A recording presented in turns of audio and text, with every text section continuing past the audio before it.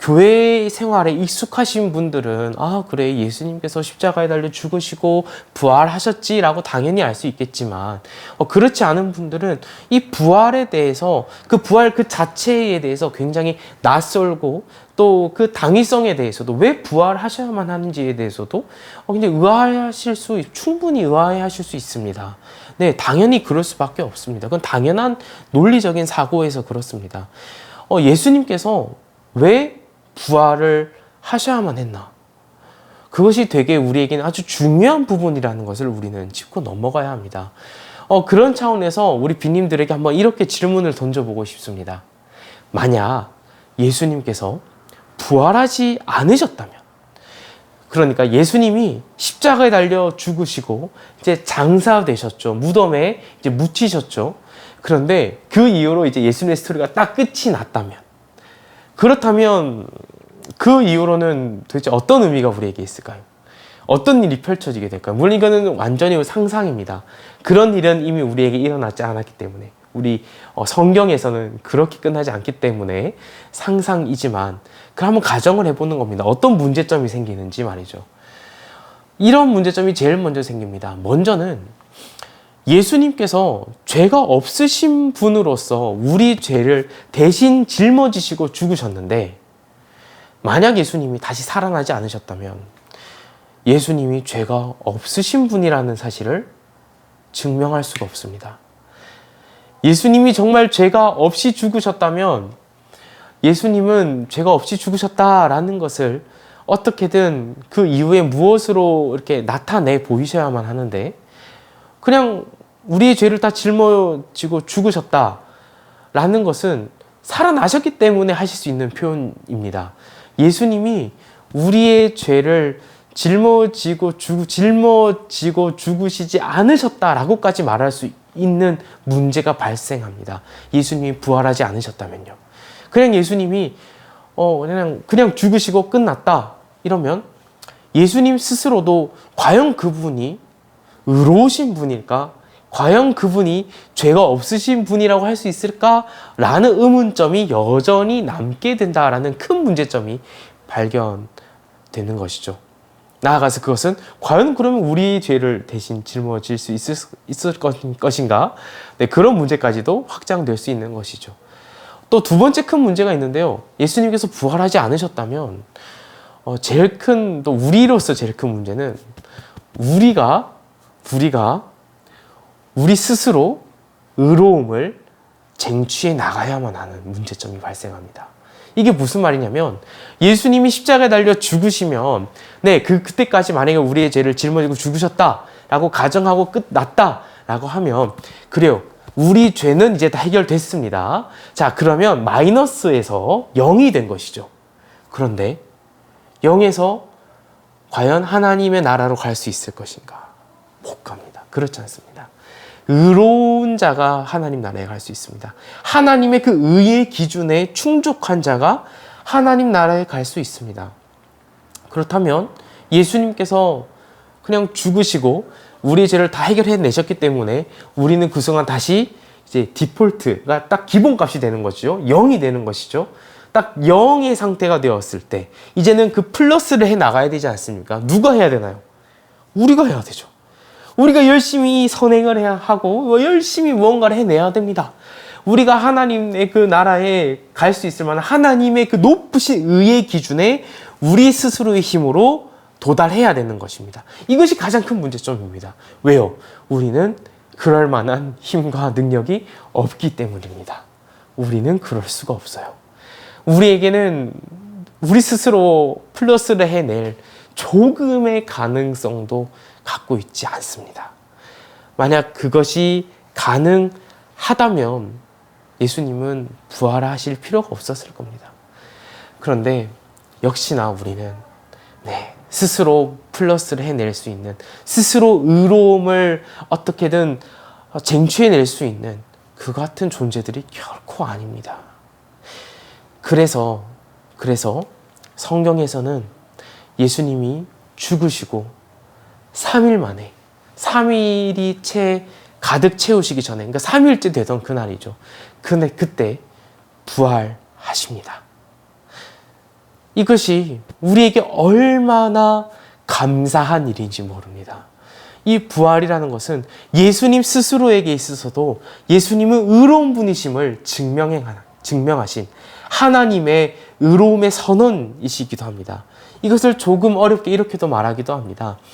하나님이 예수님에 대한 칭의였다.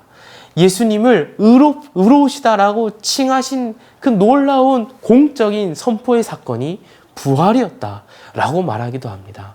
근데 우리에게도 이 부활은 너무나 큰 의미가 있습니다. 이 부활은 우리가 앞으로 의로움을 우리 스스로 얻어내야 되고 쟁취해내야 될 그런 고생을 하지 않아도 되는. 왜요? 이미 예수님께서 그 의로우신 그 예수님께서 우리에게 그 의를 주시는 것이기 때문에 그렇습니다. 예수 그리스도를 믿는 자마다 그 예수 안에서 예수님 안에 있는 자로 취급받기 때문에 예수님의 그 의의 옷을 입은 자로서 하나님이 봐주시기 때문에 예수님의 그 부활 덕분에 우리는 어떤 의를 얻고자 하는 우리 스스로의 부족한 행위들을 날마다 해내지 않아도 되는 것이죠. 그리고 이 부활이라는 것은 결국 우리가 훗날 하나님 나라에 가게 될 우리의 이 부활 생명에 대한 보증이 되기도 합니다. 예수님이 첫 열매처럼 어떤 한 나무에 첫 번째 맺히는 열매가 예수님이라면 이제 뒤따라서 열매가 두 번째, 세 번째, 네 번째 쫙 열매가 맺힐 텐데 그 열매들인 우리를 위해서 첫 번째 열매 격으로 예수님이 먼저 부활을 하셨다라는 겁니다.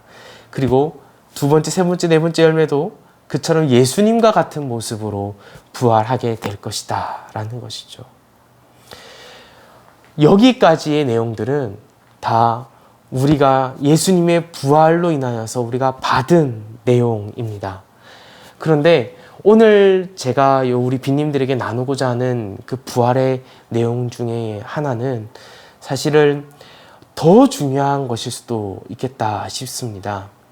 왜냐하면 이 부활이 우리가 훗날 죽고 난 이후에 있을 그때 영향을 미칠 부분이 아니라 지금 우리 빈님들이 살아가고 계시는 지금 현장, 지금 현재 이 순간에도 굉장히 의미 있다라는 것을 오늘 말씀이 보여주고 있기 때문에 그렇습니다. 성경에서 부활은 단순히 하나님을 믿는 그 그리스도인들, 우리 빈님들이 미래에 겪을 일로서만 얘기를 하지 않습니다.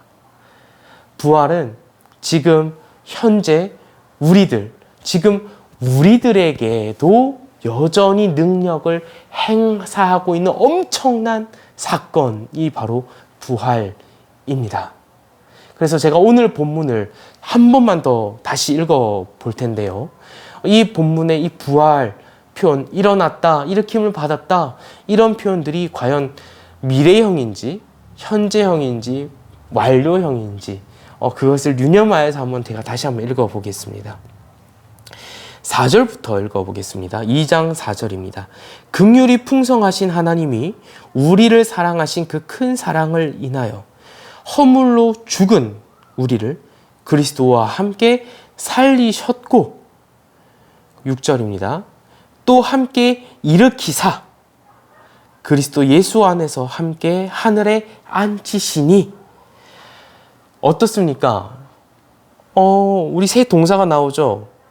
죽은 우리를 그리스도와 함께 살리셨다. 그리고 또 함께 일으키셨다. 예수 안에서 함께 하늘에 앉히셨다. 다 우리에게 이미 일어난 일처럼 지금 사도 바울이 에베소서를 쓰고 있죠.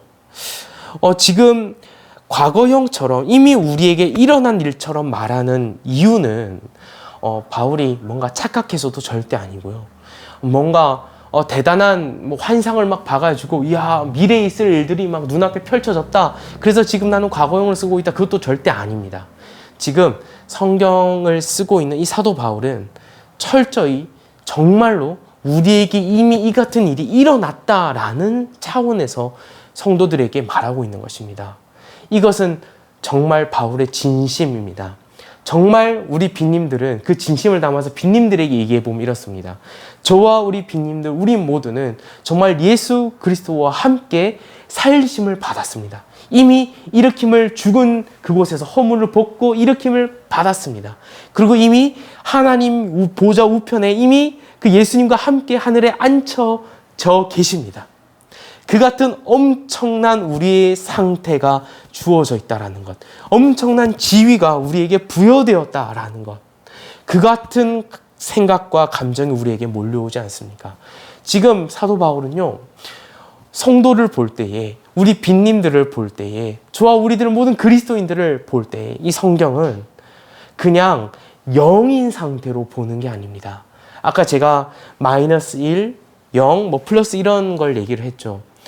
성경은 우리를 한없이 고양된 이 플러스의 지위를 가진 상태로 말합니다.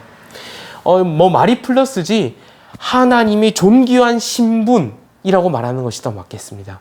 하나님 자녀로서의, 하나님의 그 택한 백성으로서의 그 엄청나게 높은 지위를 이미 받은 사람으로서 우리를 표현하고 있습니다. 이것이 바로 성경의 표현이고 사도 바울의 시각이었고 하나님이 우리를 보시는 시각이고 마음입니다. 이것이 바로 부활이 지금 우리 빈님들에게 행사하고 미치고 있는 영향력입니다. 그 과거 사건에 일어났던 그 부활은요, 지금 우리 빈님들이 어떠한 상태로 살아가고 있도록 만들어 버렸습니다. 그 어떠한 상태라는 것은 바로 아주 높은 지위를 가진 상태입니다. 그 지위는 하나님 나라 백성의 지위. 하나님께서 주신 모든 명령과 모든 율법과 모든 규례들, 이것들이 더 이상 우리에게는 올무가 되든지, 더 이상 이것들이 우리에게는 우리의 족쇄를 채우는, 우리의 죄를 드러내는 그 이전 것들을 더욱더 밝게 폭로해내는 그런 것들이 아니라 이제는 온전히 우리의 신분에 걸맞는 우리의 격을 나타낼 수 있는 그 같은 율법과 하나님의 규례들이 되어버린 것이죠. 예수님의 부활은 우리가 그동안 얽매여 있었고, 우리가 그동안 자신 있게 살지 못했던, 우리가 그동안 이렇게 웅크릴 수밖에 없었던 그 모든 것들로부터 우리를 자유롭게 만듭니다. 부활은 온갖 우리를 향한 정죄와 온갖 우리를 향한 유죄 선고와 온갖 우리를 향한 판단과 어떤 부정적인 모욕들로부터 우리를 해방시키는 예수님의 모습이었고, 이제는 우리의 모습이다라는 겁니다. 부활은 이제는 유죄 선고 무효가 되었다. 부활은 죽음과 정죄 더 이상 우리 앞에서 힘을 쓸 수 없다 라는 하나님의 도장입니다. 부활은 예수 그리스도를 통해서 먼저 우리에게 이와 같이 너희도 되었다라는 것을 보여주시는 겁니다. 예수님이 그같이 거룩하신 모습으로 부활하신 것처럼 우리 또한 그 같은 거룩한 부활체를 이미 예비하고 있고, 또 그 같은 지위를 이미 우리가 누리고 있습니다. 그래서 우리는 이같이 하나님의 말씀을 듣고 하나님을 알게 되는 복이 있는 것이고요.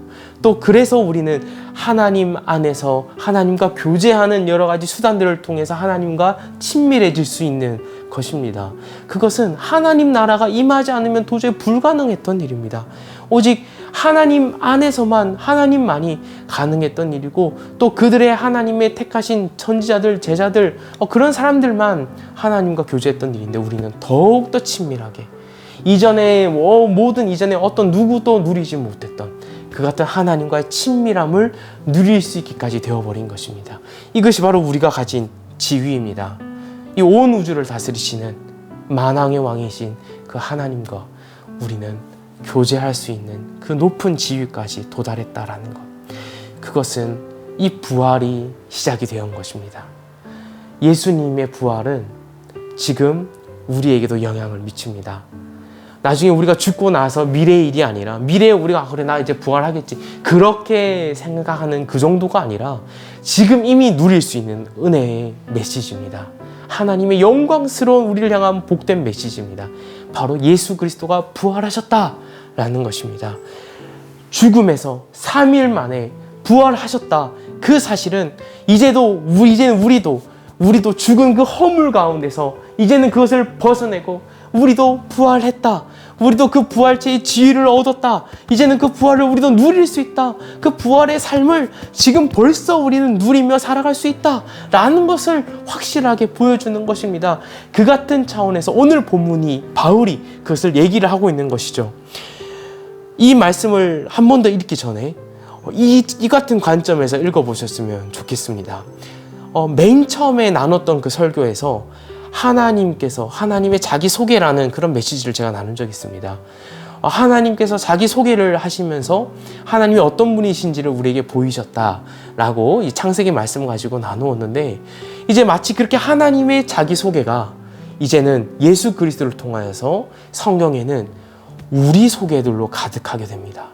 성경 곳곳에 우리 빈님들의 소개서가 가득하다라는 그 같은 마음으로 한번 제가 3절부터 6절까지 읽어보겠습니다. 우리의 지난날의 모습부터 지금의 모습까지 다 나와 있습니다. 3절입니다. 전에는 우리도 다 그 가운데서 우리 육체의 욕심을 따라 지내며 육체와 마음에 원하는 것을 하여 다른 이들과 같이 본질상 진노의 자녀이었더니 긍휼이 풍성하신 하나님이 우리를 사랑하신 그 큰 사랑을 인하여 허물로 죽은 우리를 그리스도와 함께 살리셨고 너희는 은혜로 구원을 받은 것이라 또 함께 일으키사 그리스도 예수 안에서 함께 하늘에 앉히시니. 아멘.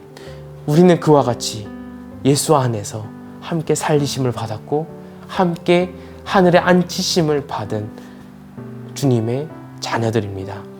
빛나는 빈님들이십니다. 이것이 우리가 받은 우리의 복이며 하나님께서 우리를 보시는 관점, 시각이며 또 성경이 우리를 소개해주는 우리 소개서입니다. 우리 빈님들의 스스로 생각하시는 삶이 어떠한지는 잘 모르겠습니다. 그러나 하나님께서 이미 우리에게 부활의 은혜를 주신 이상 우리 빈님들께서는 더 이상 그 부활 이전의 삶을 쫓지 않으셔도 된다고 확실하게 말씀드립니다. 우리 이전에 그 정죄와 판단과 그 율법의 올무와 그것들로 인하여서 나의 삶을 갉아먹을 필요가 없습니다. 우리는 이미 자유한 사람들이며 이제는 기쁨으로 그 모든 이 성경의 모든 것들을 누릴 수 있는 사람들입니다. 누리십시오.